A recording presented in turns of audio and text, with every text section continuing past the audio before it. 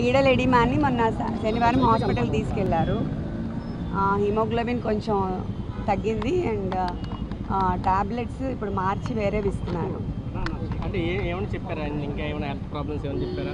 Health problems అంటే జైల్లో problems కాదు, ఆయనకి ఈ వాతావరణంకి హైపాక్సియా అంటే బ్రెత్లెస్నెస్ వచ్చింది. అది ముందు నుంచి ఉంది, ఇప్పుడు ఇంకా ఎక్కువ అవుతా ఉంది. అదే సెకండ్ గ్రేడ్ అని ఇచ్చారు డాక్టర్స్ రిపోర్ట్. అందుకని ఇన్హేలర్ కూడా యాడ్ చేశారు. సో ఇప్పుడు మెడికేషన్లో ఉన్నారు.